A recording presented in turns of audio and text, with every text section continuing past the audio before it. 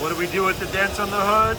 We attempted to fix them the right way and pull them and fill them, baby. It's not working. So if y'all remember, I was working pretty hard on trying to get this dent out over here. We did a little damage to get it out, but that's why I'm filling it. Now we're here body filling it because that is all that remains.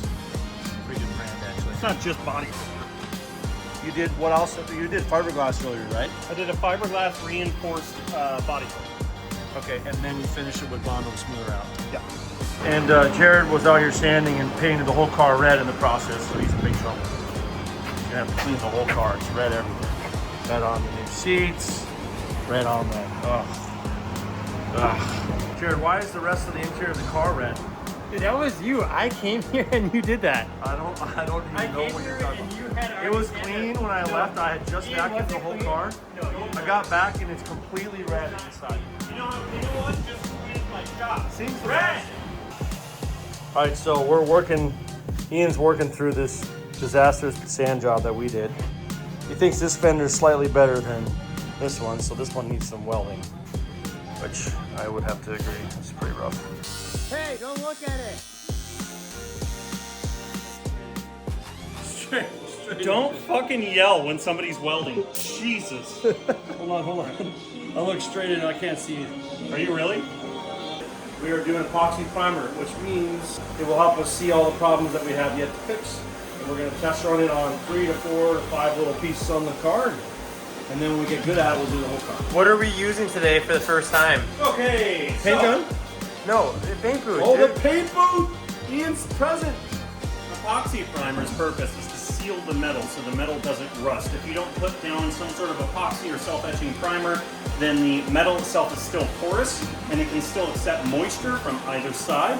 If it accepts moisture, it's going to, Jared? Rust. Rust, that's right. So we epoxy prime it to stop the rust from happening.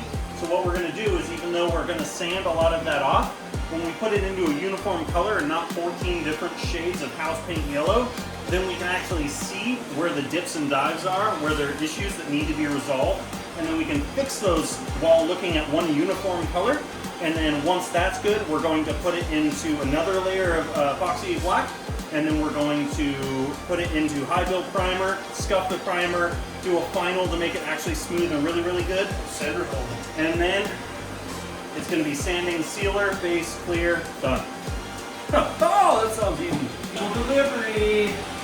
What do you got there, Jake? What is that? Got a sunroof or moonroof. It's a night moonroof. It's nighttime.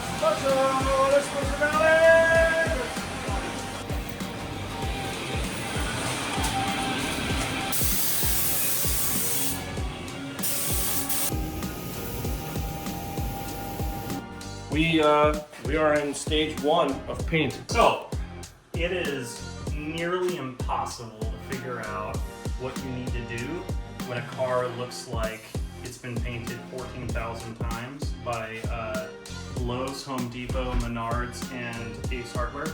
So when we sand everything down, it looks even worse.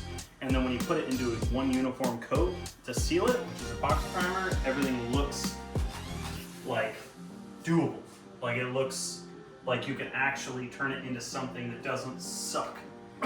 We're getting to the final step of step 1 of 1,000. It's 10 o'clock and I thought we were going to be done by now. We haven't even started painting yet. 10 o'clock. 10 o'clock what time? Central, West Coast, East Coast? It's 11 o'clock Eastern time. Where none of our audience is. We don't have an audience, Jake.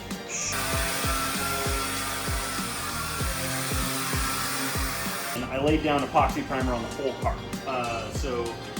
Everything that is exposed to exterior has a new epoxy primer on it. There were 2 coats of that. They were good coats. You put high build primer, which is this gray stuff, over the top of it, and obviously you can get different colors in each of those. But I go black epoxy primer and gray high build, just what I've done.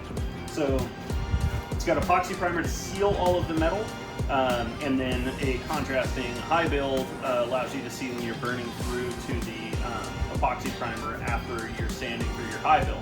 The point of high build is it sands almost like Bondo or easier than Bondo, so it sands really, really, really fine, like a silk. So you sand that to make the surface perfectly smooth and get rid of all little imperfections, little nibs and things like that. Once you have all of that nice and smooth and everything on the car looks aesthetically how you want it to look and feels smooth and soft up to about 320 grit, then we're going to apply sealer. We're going to let it cure for 1 day, a max of 5 days for this product, and then we're going to apply base and clear, and then we're going to be done. So we have some time where our schedules aren't aligning up in the next, well, after next weekend.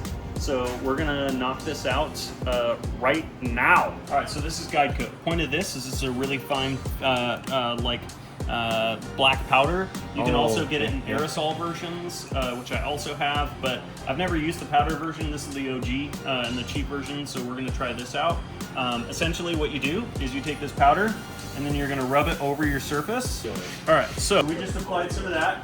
Now what we're gonna do is I'm actually gonna go straight to 320 until I don't need 320 because I like to do things wrong. But you told me that we're doing this, so. Yeah, you are doing it. I'm gonna show you how to do it and then I'm gonna hand it over. I know how to sand. We know how to sand. This is our block. We want to keep using blocks. The bigger the block, the better. The big one is inside. I'll grab that in a minute. It's an engine joke, right? No replacement for displacement. So what we're gonna do is we're gonna keep the block as parallel to as long of a section as we can. We use the block like this and we sand like this. It's just going to burn through flat spots. We run it like this and go diagonally like we've learned before. Remember, Jared? And we go like that. This is the part on YouTube where all the YouTubers skip the next 4 steps and then act like they just got their paint job done. Yeah. Well, we kind of did part of that too. So We're here for a content machine, so we're gonna do it right. So now A little bit more. Perfect. Nope.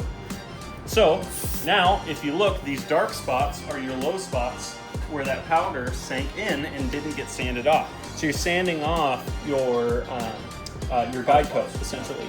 So now, if you were to paint this and you were to put it into gloss and then you were to look at it with the light down, you would see each of these dark spots as being little divots.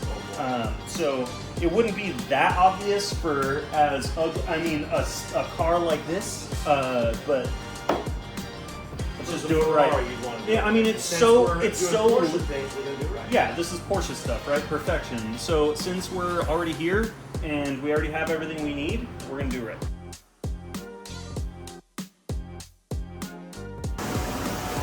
Show me your hands, Jared. How hard you been going? Pretty hard. what's yours, Jay? Where you at? Good work. You got pretty hands. Oh, you were working, huh? Dude, I am sweating bullets, dude. Huh!